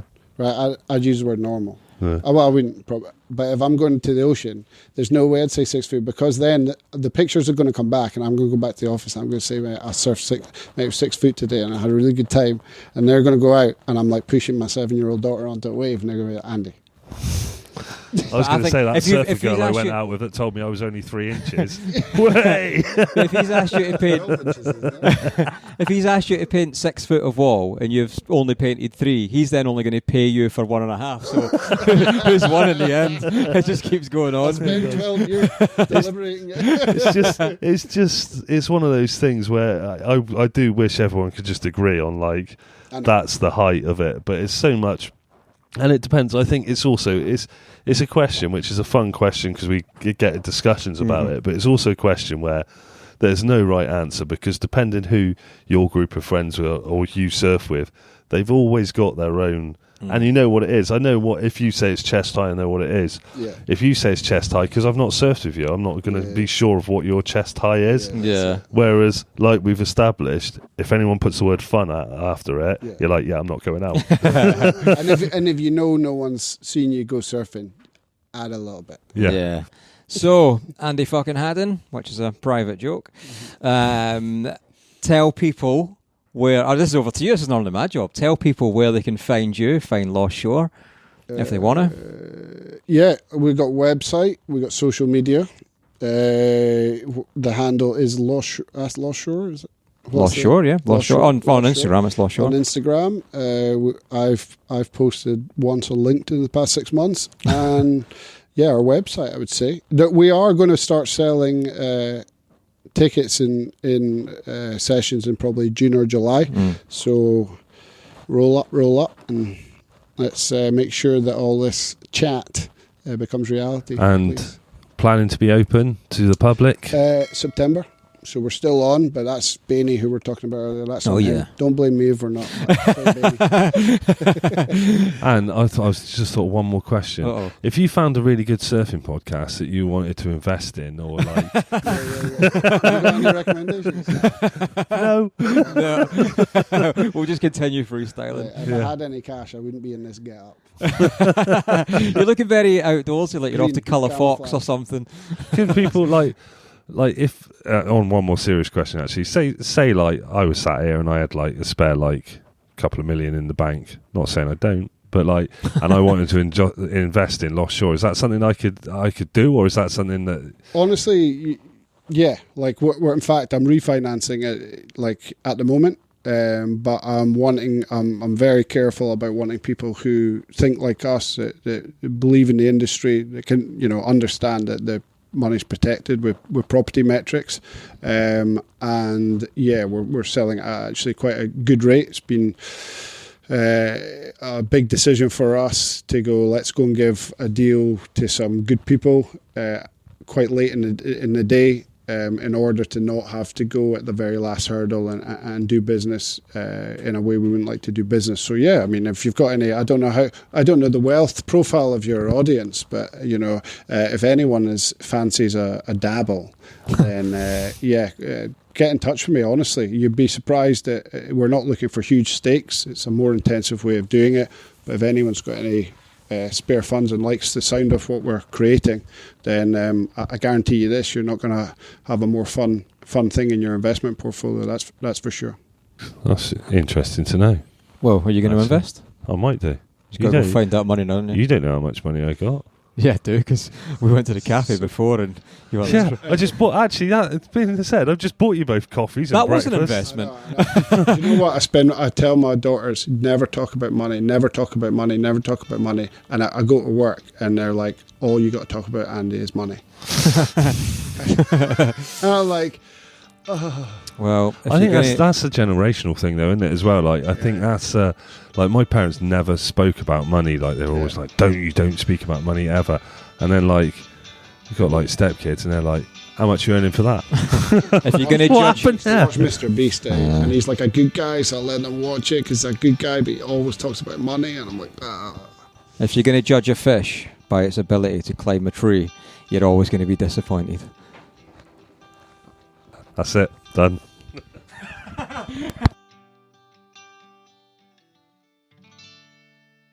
Cheers for that, Andy. Yeah, that was bloody fantastic. I mean, I've seen him speak before and stuff, but it was nice to speak to him just on like a human level, like a normal human person. Do you know what I mean? Swear, I saw you two go for a walk when you just went to check the surf and peas, and I looked out the window and I saw you just walking. I was like, bet they're talking about me. Oh, we were. He was saying his plan is to ditch you and then take me on as social media marketing manager of the world. Because I really know what I'm doing. That's a huge mistake. That's a huge mistake. Yeah. You'll get one post a week. A week, yeah, all right. All right, a month. Well, it was really cool to have Andy on the show because I won't say what we said, but in the Buy Me a Coffee episode, how I referred to Andy, and for clarity, for anyone that heard that, what I meant by that was when your dad does come home and you get the good one. That was what I meant. I was thinking about that earlier and I thought, maybe I didn't finalise what I was saying with that. Mate, I listened to that back and I laughed so hard. Yeah, it was funny. I thought we were going to have to cancel that whole episode just because you were laughing so much. But it was nice to have Andy on, to our listeners and talk his story, because I think it would be really easy to make an assumption that, Lost Shore's just this massive corporate entity sort of thing, and I really hope that it came across. Well, I expect it did come across that he's a surfer like the rest of us, but he's also somebody that knows what he's doing, is the distinct difference between Andy and the likes of me and you, for example. What are you trying to say? Nothing. Yeah, no, it was really good, and I mean, like, getting insights into, like, you see him sat there all chilled, and then it's like certain parts of the business that he's really passionate about, like getting really animated about it and stuff like that. It was really good to see. And like I said, I've seen him chat on things before, and I've seen him do interviews, and like you said, normally he's all talk and he put the camera on and he goes, oh shit, like, but it's switches off. But it was really funny. good to like have him chat in that like natural sort of. He chatted the same to us on the podcast as he was chatting before. It was like, because sometimes we film these things and people switch as soon as the cameras and the mics go on, they go into professional mode. Or it was just nice to have him on that chilled, but still all the information's still there. But he seemed more relaxed, and it was it was really good. I think that was mostly down to me. Fair enough, Peter. Fair enough. No, and the thing is, I probably wouldn't big Andy up so much if I didn't think so. If he wasn't your boss. Sorry. No, that's not what I'm saying. But if I thought he was an absolute douche, I wouldn't big him up at all. Yeah. I would just be like, good guy, whatever, good boss. But genuinely, and you could see it, just in the time you spent with him, like he's an infectious guy. Yeah. Like he's just a good guy to be around, and he's very good at, I think, dragging the best out of people or getting the best out of people in a manner that I've seen only a handful of times in the army. What you can probably expect, anybody that's never been in the army, you can imagine the amount of people you come across above you and below you. And generally, over a full career, even a short career, you will see every type of boss, every type of manager, every type of commander, and every type of, staff below you, if you want to call them that. Yeah. And there's a big difference between a manager and a leader, just to be clear. There's two very different things, even if people tell you otherwise. They're very different. Leadership's something you naturally have. You can teach it, you can talk about it, or you can teach the theory of it. You either have it or you don't, or you could learn it with difficulties over a long time. And it genuinely is just something that's really good to work for. As he said in there, my job interview was over 5 years without realising it. Just me doing what I've been doing, and I've not been doing that for Lost Shore. I've been doing that for me to better my own predicament, whatever you want to call it. So he is genuinely a good guy and genuinely a good guy to work for. And that will transpire across into the business of Lost Shore. And for, I think, the people that come through our doors, through our waters, I think you'll see that in the facility and in the site. So yeah, really good to have him on. I like the fact that he's hand-picked the staff that are there at the moment as well, where they are all surfers, and they are all surfers, and they're all people that know a lot about their like certain roles, and they've been doing it. They've put it in practice. Not like me, run a podcast, can't even get my words out half the time. But yeah, well, that's what happened all last week. In between every single episode, when we were recording with guests in the Northeast edition, we just lost the ability to speak entirely. Like constantly, couldn't get my words out. It's doing my head in. Yeah, it's a good reflection today. When I sent you a message back to reality of just like last week of like living the dream, recording podcasts, chasing surf all over the place, and freezing cold, living in a dry robe and dry robe boots all week because it was so cold. And on the cold factor, even the people up in the northeast were like, "Yeah, you know what? It is actually really cold at the moment." And they're the hardened northeasters that live there. And we done all that surf chasing, but we rarely found it. Yeah. We rarely caught it. Yeah, it was a pretty crap week for surf, to be honest, but it was still good fun. And no, it was great fun. It was great fun. And I just wanted to finish something off about Lost Shore before we close that element down. Actually, you know, we've said a few times everybody in the team's a surfer. That's not true. Not every single individual on the small team we are at the minute is a surfer. The majority of us are, and that ability varies from somewhere between all right to less than all right. So we cover all bases. Who's not a surfer? Everyone else wants to learn. Who's not a surfer? Get them out. Get them out. So, well, no, but that's important because it gives you perspective. It's easy to get roped into thinking everything's just, real personal opinions. So it's important to have other people's perspectives who don't surf. But tomorrow morning, which I'm super stoked about, we're taking everybody, the whole team's going for a surf together, and myself, Martin McQueenie and Ian Williams, all surf coaches. We're going to be running a wee lesson for the whole team, so that's going to be pretty exciting. I'm looking forward to that. And these days are important, because what it does for the non-surfers is show them what it's all about. To just is that stoke we all know, that thing we all get from surfing. Yeah. That's so hard to put into words. Yeah. Hopefully tomorrow it's not brutally howling wind and freezing and brown water. They will still get to feel that. They will still get to feel that little element of what it is we get from it and why we do it to ourselves. So where are you going? Old Kent Road? No, Belhaven, Dunbar. Ah, right. Yeah. You didn't go there. No, I know. You wouldn't let me drive your van there. You made me. My van. You let me drive your van everywhere else, and I think we mentioned on the last one about the drone footage. I should bring that up again. When you didn't press record, because of the amount of times you've done it to me.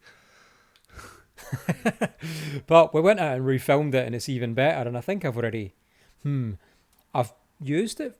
I've put it together in something, but no. I've put it together in the Northeast summary episode. That's what it is. Right. I haven't seen that. So I've used it. Yeah, so you'll get to hear about that. In fact, no, nobody will have. Oh, no, they will have, because they'll have heard that one last night, won't they? Yeah. This explanation that you just give, this was the whole week of like, but. Yeah, it was all over the place. Yeah. And I feel like the first day when we were filming in the Northeast, I think we do this every time though, if I remember right. The first day I remember saying to you, it's like I've forgotten how to do this. Yeah. Yeah. No. It was like I've forgotten how these things flow and how the vibe is, and this one one did seem particularly tiring though as well. And I think it's because, like I said, I thought like you look at the map, the Northeast is like this big, and when you get there, it's bigger. It's like it's definitely it's fucking bigger. Miles apart, like of everything on there. It's like it's literally the equivalent of like driving from like Edinburgh to like Fraserburgh or like I don't know, Cornwall to bloody Birmingham or something like that. It's a big distance apart of the things we go to. I think as well, it's been a while since we've done a winter one. In the last 2 or 3 times we've done them, we've probably both not been so mental busy and potentially stressed as the build up. So whilst it was amazing to get get away. It's funny actually because I was on a work call today and everyone was asking how it went. And I was like, honestly, I was absolutely drained at the end of the week. Yeah. And they were all like, yeah, we're getting hints of sarcasm. And I was like, seriously, I'm hanging out of my hoop. Yeah. Like, I'm so tired. Yeah. Like, it's genuinely tiring. Like, it is. Yeah, no, it's But good. And good I think, tiring. like, you know, seeing as we were like last minute organisation of this one as well, it went really well. But I think the next trip is going to be, I think we're going to go to Devon, aren't we? We've said, and because we haven't done Devon yet, and I think we'll start planning that one next week.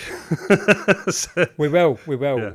Yeah. And actually, so if you run an Airbnb or if you've got a guest house, you've got somebody that would happily put us up at no cost other than promotion and us making a promo in Devon. I've actually got an idea for that already, but I just want to throw it out there. If anyone does, let us know, because we do need somewhere to stay. Don't want to do it in vans again. As nice as it is, it's good to have a shower, switch off properly, relax properly. And also, because it was so bloody windy, we just got back to where we were staying in Bamborough, and it was just doors shut because the wind was howling through the vans. I quite So like it's not that, even like you we got know. to speak much. I quite like that. Just, I'd seen you all day, shut the door on you, get fucked. Yeah, fair. He's your favourite expression. Yeah. I taught him. That's it. So, yeah, I think that's pretty much it. You know, don't forget, head over to the YouTube, and if you're watching this on YouTube, make sure you hit that subscribe button, because I looked the other day, and I think it's 60 or 70% of people that watch the videos aren't actually subscribed to the videos. So make sure you subscribe. Shocking. Really does help. Like and subscribe on any podcast platforms you are listening on, and follow us on Instagram, Facebook. And if you want 10% off anything from Srface wetsuits, use the discount code UKSurfShow24. That will get you 10% off anything from Srface. And we should give another massive thanks to Dry Robe for sorting us out with a load of gear for this, Srface for wetsuits, boots, gloves, and Cookville Clothing, you know, sorting us out, t-shirts, hoodies. Who else have we got to thank? There were so many people to thank. Oh, there's a lot. And actually, do you know what? I'm wearing a Cookville t-shirt right now as it happens to happen. Also, do you know what? Another shout out to Sam Scott, who won our giveaway. I think I've put him in contact with all the relevant parties of his gifts to win. It was pretty cool, actually, because he lives in a van, which is cool. He's living the surf dream. Oh, now nice. He's got more stuff to figure out how to live in his van with.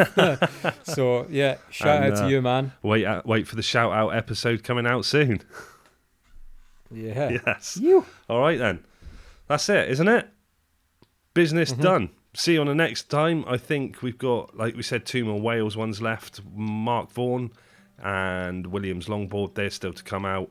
And then a plethora of people from the northeast of the UK. Since when did we start saying who the next episode was? Well, because I said those are the 2 that are left of the Welsh editions to come out. Only Buy Me a Coffee fans get to know that information. You're divulging. Well, I am. Real people. Yeah. Check out the Buy Me a Coffee as well. That was last episode. Was a great episode. It's got good response, actually. Yeah, so you get bonus episodes on there.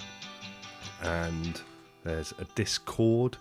And there is discount codes. And there is other stuff. That's enough. Yeah. Bye. Bye.